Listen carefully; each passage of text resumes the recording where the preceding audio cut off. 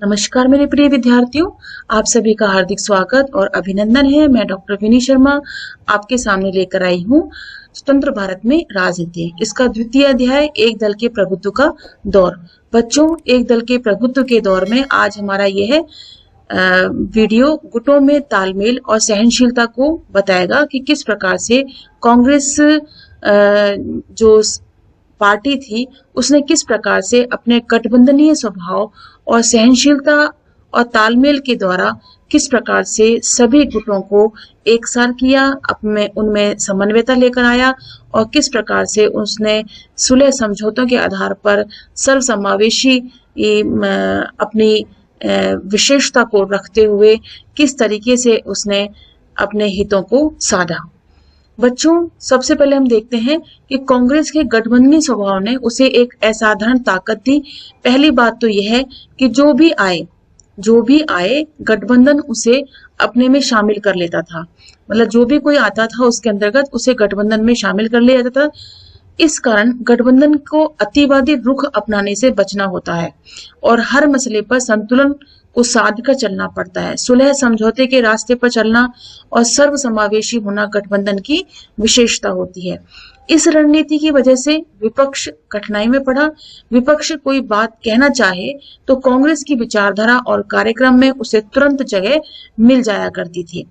दूसरी ओर अगर किसी पार्टी का स्वभाव गठबंधनी हो तो अंदरूनी मतभेदों को लेकर उसमें सहनशीलता भी ज्यादा होती है और वह भी ताकतवर सिद्ध होती है। विभिन्न समूहों और नेताओं की महत्वाकांक्षाओं की भी उसमें समाई हो जाती है और कांग्रेस ने आजादी की लड़ाई के दौरान इन दोनों ही बातों पर अमल किया था बच्चों, और आजादी मिलने के बाद भी इस पर अमल जारी रखा।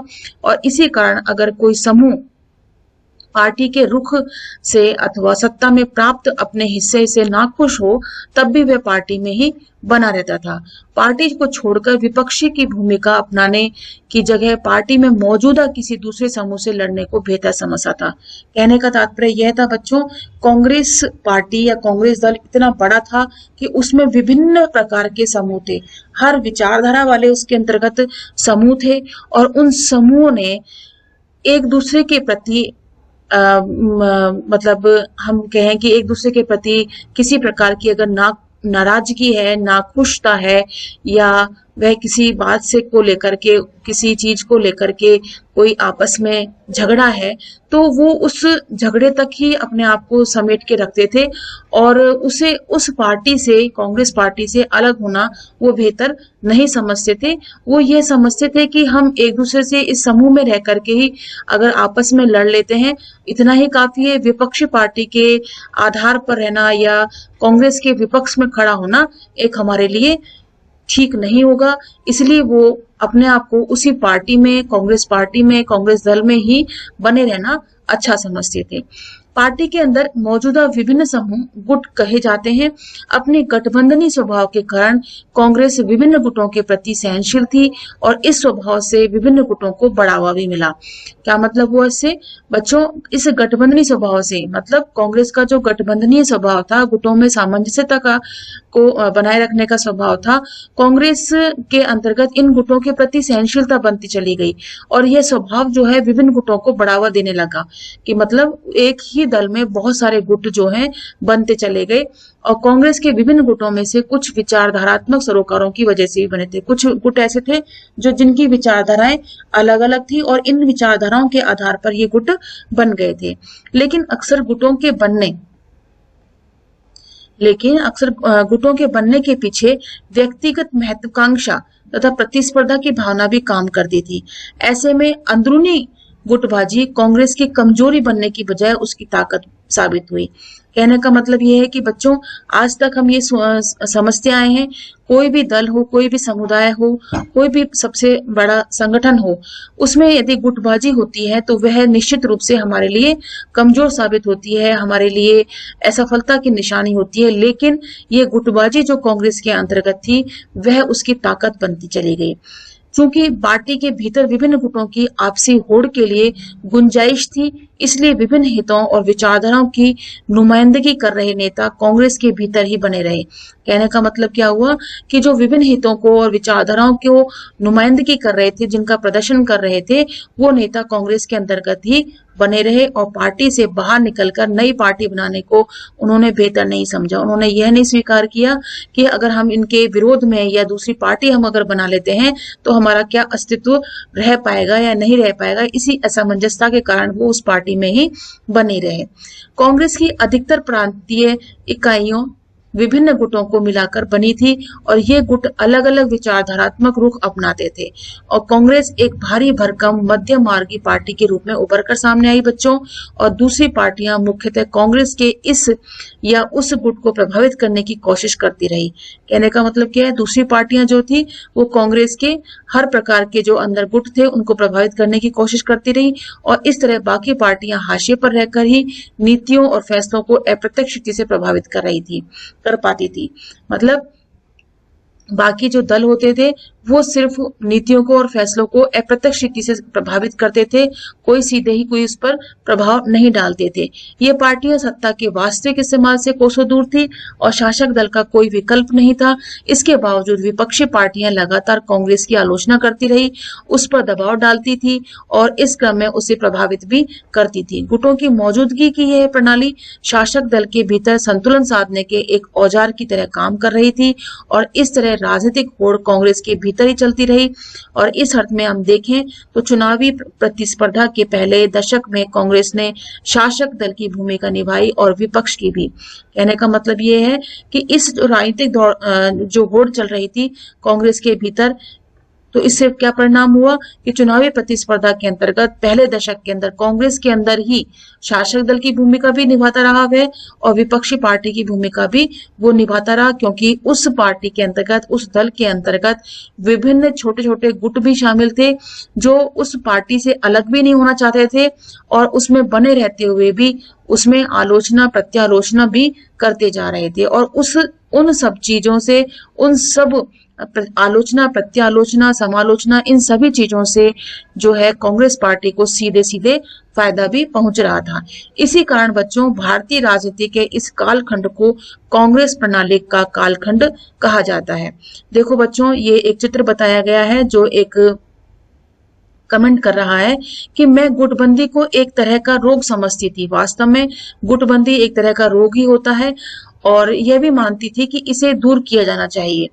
यहाँ कही गई बातों से तो ऐसा लगता है, मतलब यहाँ जो हमने जो बातें कही है, बातें पढ़ी हैं कि गुटबाजी बहुत ही अच्छी चीज है, कि उससे क्या हुआ कि गुटबाजी इसमें अच्छी बात क्यों लगने लगी, क्योंकि कांग्रेस पार्टी को जो राष्ट्रीय आंदोलन के समय जो विरासत में जो उसे प्रभाव और प्रभावकता जो मिली थी, जो रचनात्मक कार्य करने के लिए, लोकतंत्र को स्थापित करने के लिए उसे जो दायित्व जो उसे मिला था इस पार्टी को, यह पार्टी राष्ट्रीय आंदोलन के समय से ही एक बहुत बड़ी पार्टी मानी जाती रही कांग्रेस।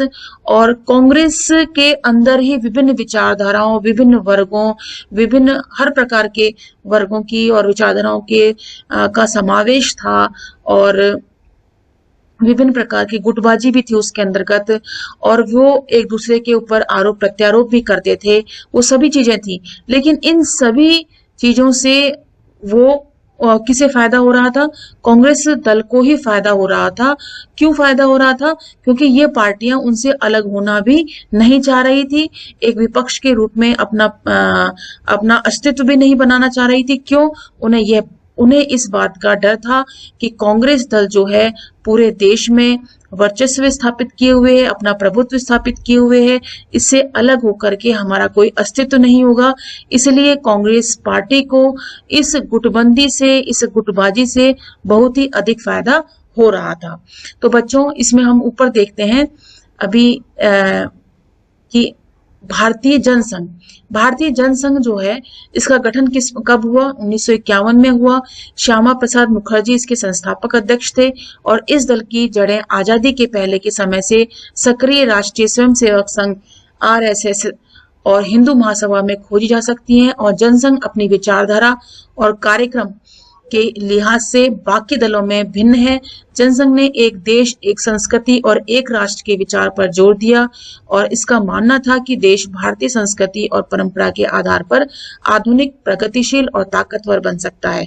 जनसंघ ने भारत और पाकिस्तान को एक करके अखंड भारत बनाने की बात भी कही। अंग्रेजी को हटाकर हिंदी को राजभाषा बनाने के आंदोलन में यह पार्टी सबसे आगे भी रही और इसने धार्मिक, सांस्कृतिक अल्पसंख्यकों को रियासत देने की बात का विरोध किया और चीन ने 1964 में अपना आणविक परीक्षण किया था। इसके बाद से जनसंघ लगातार इस बात की पैरोकारी की कि भारत भी अपने आणविक हथियार को तैयार करे। 1950 के दशक में जनसंघ चुनावी राजनीति के हाशिए पर रहा और इस पार्टी को 1952 के चुनाव में लोकसभा को 3 सीटों पर सफलता मिली थी और 1957 के आम चुनावों में इसने लोकसभा की 4 सीटें जीती और शुरुआती सालों में इस पार्टी को हिंदी भाषी राज्यों मसलन राजस्थान, मध्य प्रदेश, दिल्ली और उत्तर प्रदेश के शहरी इलाकों में समर्थन मिला। जनसंघ के नेताओं में श्यामा प्रसाद मुखर्जी, दीनदयाल उपाध्याय और बलराज मधोक के नाम भी शामिल है। भारतीय जनता पार्टी की जड़ें इसी जनसंघ में हमें देखने को मिलती हैं। अब देखिए बच्चों, ये दीनदयाल उपाध्याय जी हैं, इनका जीवन चक्र 1916 से 1968 तक का रहा। 1942 में राष्ट्रीय स्वयंसेवक संघ के पूर्णकालिक कार्यकर्ता और भारतीय जनसंघ के संस्थापक सदस्य, भारतीय जनसंघ में पहले महासचिव, फिर अध्यक्ष, समग्र मानवतावाद और सिद्धांत के प्रणेता रह चुके हैं। अब देखिए बच्चों, एक और आती है पार्टी स्वतंत्र पार्टी। स्वतंत्र पार्टी कांग्रेस के नागपुर अधिवेशन में जमीन की हदबंदी, खाद्यान्न के व्यापार, सरकारी अधिग्रहण और सहकारी खेती का प्रस्ताव पास हुआ था और इसी के बाद 1959 के अगस्त में स्वतंत्र पार्टी अस्तित्व में आई। इस पार्टी का नेतृत्व श्री राजगोपालाचारी के और के.एम. मुंशी, एन.जी. रंगा और मीनू मसानी जैसे पुराने कांग्रेस नेता कर रहे थे। यह पार्टी आर्थिक मसलों पर अपनी खास किस्म की पक्षधरता के कारण दूसरी पार्टियों से अलग रही। स्वतंत्र पार्टी चाहती थी कि सरकार अर्थव्यवस्था में कम से कम तर हस्तक्षेप करे और इसका मानना था कि समृद्धि सिर्फ व्यक्तिगत स्वतंत्रता के जरिए आ सकती है। स्वतंत्र पार्टी अर्थव्यवस्था में विकास के नजरिए से किए जा रहे राजकीय हस्तक्षेप, केंद्रीय कृत नियोजन, राष्ट्रीयकरण और अर्थव्यवस्था के भीतर सार्वजनिक क्षेत्र की मौजूदगी को आलोचना की निगाह से देखती थी।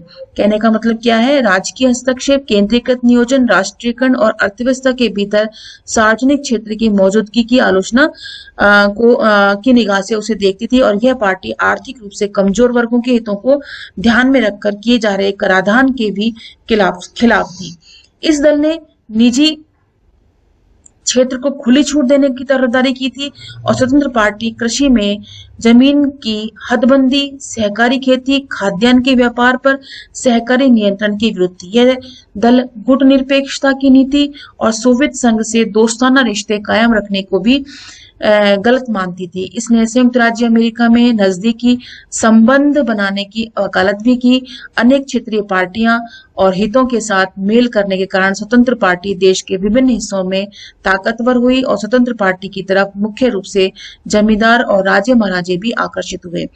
भूमि सुधार के कानूनों से इनकी मिल्कियत और हैसियत को खतरा मंडराता रहा था और इसने बचने के लिए इन लोगों ने स्वतंत्र पार्टी का दामन थाम लिया था। उद्योगपति और व्यवसायी वर्ग के लोग राष्ट्रीयकरण और लाइसेंस नीति के खिलाफ थे। इन लोगों ने भी स्वतंत्र पार्टी का समर्थन किया और इस पार्टी का सामाजिक आधार बड़ा संकुचित था और इसके पास पार्टी सदस्य के रूप में समर्पित काडर की कमी थी और इस वजह से यह पार्टी अपना मजबूत संगठनिक नेटवर्क खड़ा नहीं कर पाई। बच्चों, यह स्वतंत्र पार्टी का पूरा इसका कार्यक्रम था और अब हम देखते हैं सी राजगोपालाचारी। इनका जीवन काल 1878 से 1972। कांग्रेस के वरिष्ठ नेता और साहित्यकार, महात्मा गांधी के करीबी, संविधान सभा के सदस्य, स्वतंत्र भारत के पहले भारतीय गवर्नर जनरल और 1948 से 1950 में ये बने और आजादी के बाद बने अंतरिम केंद्र सरकार में मंत्री, बाद में मद्रास के मुख्यमंत्री, भारत रत्न से सम्मानित पहले भारतीय स्वतंत्र पार्टी के संस्थापक।